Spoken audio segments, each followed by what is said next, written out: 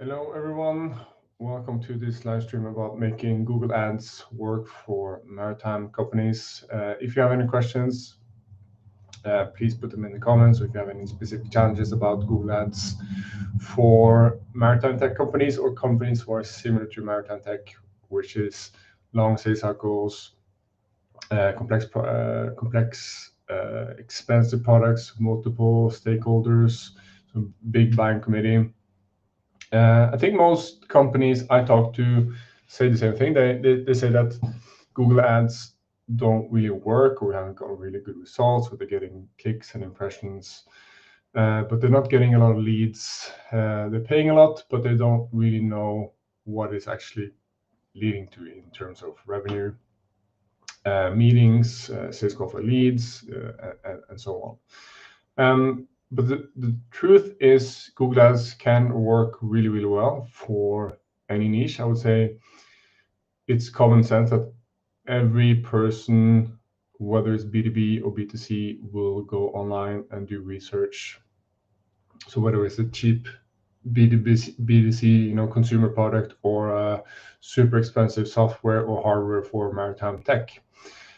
Usually it's not the channel or the tool or the tactic. When it comes to Google Ads, my experience is at least that the account structure is usually the reason why it's not working for most maritime companies. So I think another issue is that most companies in B2B, they have a bit of a either-or mindset. They think either I'm going to pick Google Ads or I'm going to pick LinkedIn ads, or I'm doing some other tactic, while in reality, you need to combine all of these strategies in a broader strategy to make them work. So I put together some red flags, and this is, let me go back here. So there's a few red flags when I open a Google Ads account, and it can be quite easy to tell what are the reasons why the account is not performing.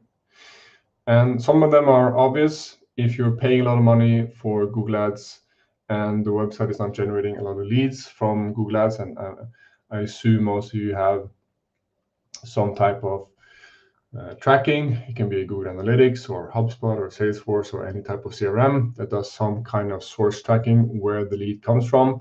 So if you're not seeing that a lot of contacts are coming to the website, submitting a form, and the source is Google Ads, then obviously it's not working. But if you're paying a lot of money to get that traffic, then obviously something is wrong. If you're getting leads, but they're not converting into sales qualified leads, opportunities, customers, deals, then there is a lead quality problem. So you're getting the wrong type of contacts converting on your website, and maybe there's other reasons too, like your follow-up, your CRM setup, and things we won't get into in this event.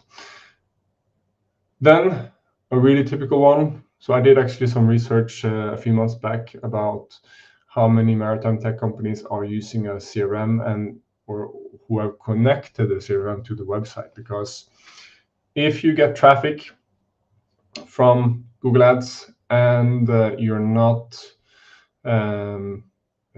tracking which of those contacts you're generating convert into deals, then you have a big problem, because you simply can't tell which campaigns, which keywords, which ad groups, and so on are actually leading to deals in the pipeline. And most companies, I believe the number is 63%.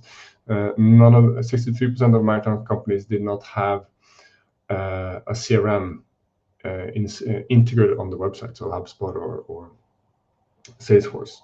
So that tells me that a lot of companies have this issue, that they are not connecting the marketing activity of doing Google Ads and getting clicks from search engines to a deal stage all the way through to the deal stage to see, okay, how many contacts are converting and which of the contacts are leading to a deal, and you're not measuring click to revenue essentially.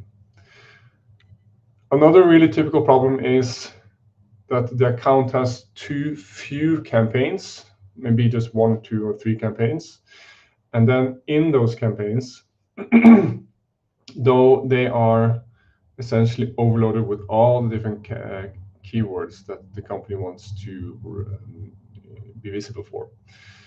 And this is a huge issue because you're lacking granularity. You don't know specifically which keywords, ad groups are leading to results, to conversions. It's really hard to tell an optimized account if there's too little granularity, if everything is muddled in together in one or at least a few campaigns. Which leads into the next red flag, which is having a really messy inherited account structure. So this kind of ties into the last point, which is that if you have tens or hundreds even keywords in the same campaign, it's really hard to tell which keywords are leading result, giving a result, because probably there will be quite a few, not that many keywords that will lead to the best results. So if you identify maybe a few hundred keywords in total, just a few of them will actually be the ones who are leading to results, usually. Another big red flag is no negative keywords. So there are keywords you don't want to be visible for. So let's say free or alternative, open source maybe. There are many keywords you want to exclude yourself from being visible for. So let's say somebody is searching for your company name and alternative or something like that. Then you would not like to be, maybe you wouldn't be like to be visible on that search, for example. Another big issue is a lot of meaningless conversions. So this is something a lot of agencies, performance marketing agencies, will do. So in Google Ads, you can define a conversion, and a lazy way of defining a conversion would be click on a button, click on a phone number, scrolling on a page, and then if you do look at the reporting inside of Google Ads, the reporting will look nice. So it will look really good because you have maybe a lot of visits, a lot of clicks, a lot of impressions, and then you see all these conversions. But in reality, those conversions are not really conversions. So if you are using, let's say, HubSpot or Google Analytics, you will know that your contact page or request a demo page or request a meeting page will get a lot of clicks, but just a tiny percentage will convert and actually submit the form. So while clicking on a contact button or a phone number is a step to conversion, it's not a real conversion. Scroll on a page, that can be a good conversion if the phrase you're bidding on is like more informational. So if you're bidding on what is IMO 2030, for example, and you just want people to consume the content, then a scroll on page will be a good conversion. But other than that, it's not a proper conversion in my opinion. So going back to the CRM integration point, a real integration would be, I would say, a form conversion, a form submission. Somebody is downloading, registering, asking for a meeting. That's a real conversion. So in our case, we are using HubSpot for our clients. We will also always set up a connection to HubSpot where it says when our contact comes from Google Ads and they convert to lead or MQL or SQL or opportunity, that is information we send back to Google Ads to say, hey, here a proper conversion happened. Then we have site links or callouts. So if you really want to make your ads stand out in search results, you can add callouts and site links. So essentially, these are just extra links that could be interesting for your audience, and it helps you to stand out and have your ad take up even more place. So if you have data, let's say you help companies with achieving fuel saving, like fuel reduction costs or something like that. You have many reviews, maybe you have hundreds of reviews. It can be anything like benefits that you want your potential buyers, the people who are searching, to see. They can be call-outs, made into call-outs in your ads to kind of show your positioning and value proposition inside of search. The next and last point is not having enough relevant landing pages to match the searcher's intent. So if you are bidding on, for example, fuel reduction optimization software, for example, just making something up, then ideally you would have a fuel reduction optimization landing page. That could be a feature or a product you are selling. And in that way, there's a message match with what the searcher is searching for, what's the message in the ad, and what's the information they get served when clicking on the ad. So what a lot of companies do, they will send all the search traffic to a homepage or a page that's not as relevant, and you might get traffic, but you might not get that many conversions. So ideally you have a lot of landing pages, and it doesn't need to be a landing page in the sense of it being no header, no navigation. It doesn't need to be like a landing page for downloading or registering for an event, but it needs to be a product page, pricing page, a feature page that kind of covers what the searcher is searching for. When it comes to account structures, I was saying that account structure is one of the big reasons why Google Ads are not working for a lot of B2B companies. And this is a bit simplified, but this is how a typical campaign can be structured. So you have a campaign, then you have an ad group, and the ad group is what is containing all the different keywords of the campaign. And then there's no theme of the campaign. So you take all the different keywords in that campaign into one ad group, and you just mix all different types of keywords in the same ad group. And then you have one ad, and the traffic gets sent to the homepage.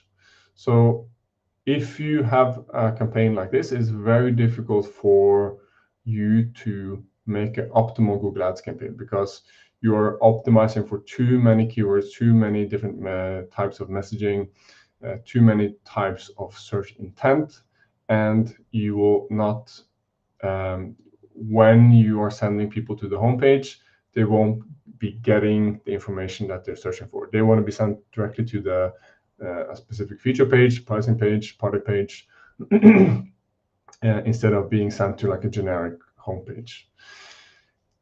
In Google Ads, you have, let's call them elements, different elements that you can kind of control to make your Google Ads campaign perform better. So you have the campaign. This is what's containing all of the different assets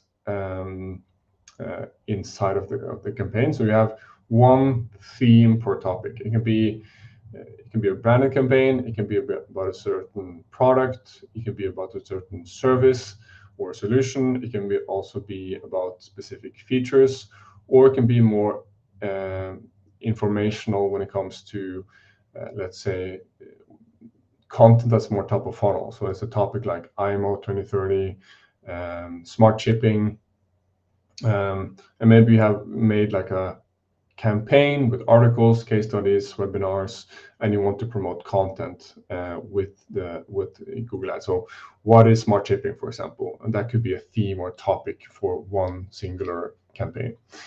So the campaign will control the targeting, so which countries, for example, and it will also control the budget. And then one level down is the ad group. And maybe you will have, you can have one ad group, but maybe you will have 2, 3, or up to 10 ad groups per campaign.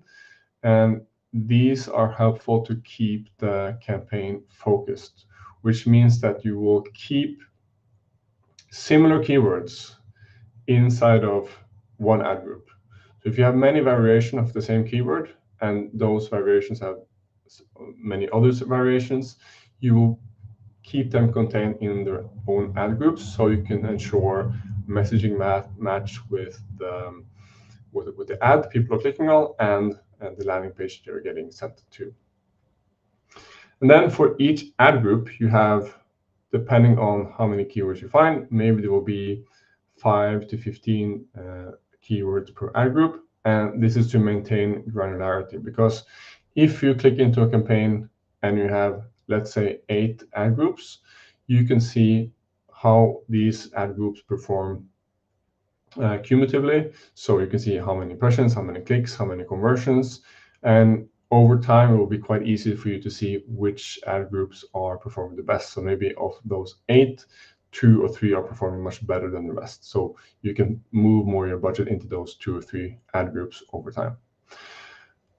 Then you have ads. So maybe you will have 1 to 3 ads per ad group. So an important thing, this kind of depends on what type of ads you're running. I usually start out with what's called responsive search ads, which is you have the possibility to enter a lot of different variations on the headlines and the descriptions that you want to put into the ad. So you can put in 15 headlines to test. So when people are searching, they will get a bit of a, I wouldn't say personalized, but it's semi-personalized in the sense that Google will mix and match the different messaging you have put into the ads manager so that the ad is more relevant to them. So Google will mix or match 2 or 3 headlines that you have put in, and then see which of them are performing the best. So this will enable A/B testing for you. You don't need to do that manually necessarily if you don't want to. Then the landing pages. So this will be in WordPress or HubSpot or whatever CMS you're using, but you should have one landing page. So again, this could be a pricing page or a product page or service page, but you should have one landing page per ad group. Of course, you can use the same landing page across multiple ad groups if they are quite close in intent and the information it covers. But you would have a landing page that's very specific to what people are searching for inside of that ad group. So if we look at an example, so if this is a Google Ads account, if this is your account, and let's just say I just made up a company name called Ocean IQ, and this company has 3 campaigns currently. So first off, you can notice the name of the campaigns, which is let's take the first one: Search Fleet Optimization EN Global. So this is the topic and the targeting. So it's a search ad, which is a campaign that's it's not Google Display or YouTube. It's only for Google Search. So we're searching in the Google Search engine. The topic is fleet optimization, and the language is English, and then the targeting is global. So if you wanted to edit the targeting, it could be North America or Europe or whatever targeting you want, and you could kind of segment that even further if you wanted on both location and also on language. Then this campaign has 2 ad groups. It has fuel efficiency and fuel monitoring. And then you can see that the keywords, let's say for the fuel efficiency ad group, is fuel optimization software for ships, ship fuel efficiency platform, and then AI-powered marine fuel optimizer. And this ad group has one responsive search ad, which will take a lot of the different messaging that I talked about in the previous slide and mix and match the messaging to get the highest performing ad. And then when people click on that ad, they will get sent to a fuel efficiency product page. And then it's the same process for field monitoring, slightly different messaging and keywords, but the structure is the same. And maybe you also have gone the extra step and made like an additional landing page. But in this case, it will probably be fine to use the same landing page. Then another very important type of campaign is the brand campaign. So again, the same structure, but a slightly different topic. So the topic is brand, but it's still English and it's still a global campaign. And then you have what's called commercial branded terms, which would be pricing, demo, features. These could probably be split up into their own ad groups. But just for this example, we're bidding on commercial terms, which are focused on, usually this is terms that searchers who are not yet customers will search for. So then you have another ad which will send them to possibly the home page, but it could be the pricing page or the demo page, depending on the keyword and the ad group. But then you also have navigational terms, which will be Ocean IQ login or dashboard. So this will be more for your existing users, your existing customers, will be sent to, let's say, it could be the support page, it could be the login page, or like the dashboard.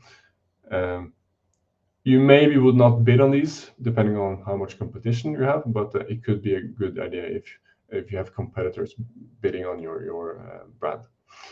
And then the third campaign will be just similar, different topic, but you have a ad group which says ship engine monitoring, and then another one called predictive maintenance. So the key word is granularity. You want to take, so let's say you found 300 keywords.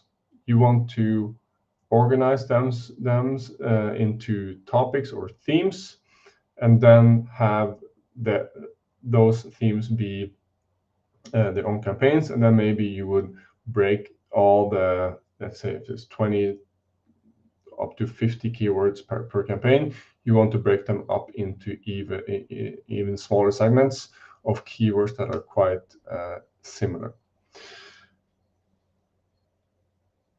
And then another issue, which will be a common reason for why companies say, oh, Google Ads is not working, is that nobody's searching. And that makes perfect sense, because if nobody's searching for your product or your category or your brand, how could Google search or Google Ads work? And in that case, you need to create a market.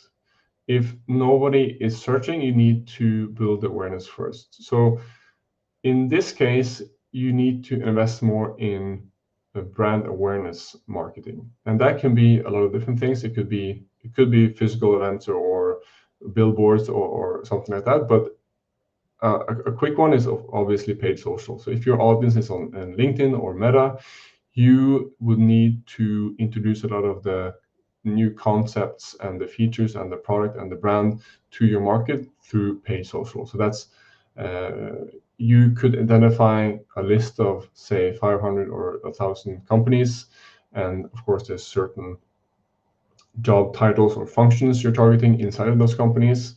You could upload those companies and titles into LinkedIn and do very targeted advertising to build awareness. And those types of campaigns might not be campaigns that drive a lot of conversions in the first place, but they will actually educate the market and get more people to Google you and search for you. And the way, say, paid social, YouTube, Meta ads kind of play together with Google Ads is that they educate the market, build awareness, get more people aware of what the value of your solution is providing, and then they will go to Google Ads to find out more about your company. So you can kind of use Google Ads to capture the demand after you have made or created the market, created the demand. So these things play together really, really nicely. When it comes to the best Google Ads campaign, and this ties into my last point, is that I work with maybe 50 or 60 companies who are using HubSpot by now, and we always integrate their Google Ads account with their CRM. And a funny observation or interesting observation that I always see, this is always the case, is that if they have a brand campaign, and we can see this really easily inside of HubSpot, is that the branded campaign, so meaning the campaign where the company bids on its own company name, its own brand, that campaign is actually the one that's always performing the best when it comes to generating contacts, generating deals, and getting customers. And that does not mean that you should only pay and bid on your own brand name, but it means that you need to your advantage in search will be to have a strong brand, right? Because if you have awareness, people know about you, the value of your company, or the value of the value proposition of your company's products and features, then a lot of people will be inclined to search for your company instead of a generic product category search. So you can actually win the Google Ads search game way before anyone is arriving on your website, because they are aware of your product and your brand. So when you're building out your campaign, always try to bid on your own brand name, because these will deliver really low CPCs, cost per click. They will be cheap to set up and have really good conversion rates. But you need to combine them with, a bit, let's say, higher funnel campaigns, which can be searches for product category, product features, and so on. And also you need to combine it with advertising or marketing in other channels like organic LinkedIn, LinkedIn ads, and so on. So that's everything I had for today. I don't think I have any questions. So thanks for watching. Thanks for listening. And I'll see you in the next live stream next week, where I'll cover building lists and creating really solid lists for a company's marketing in maritime tech.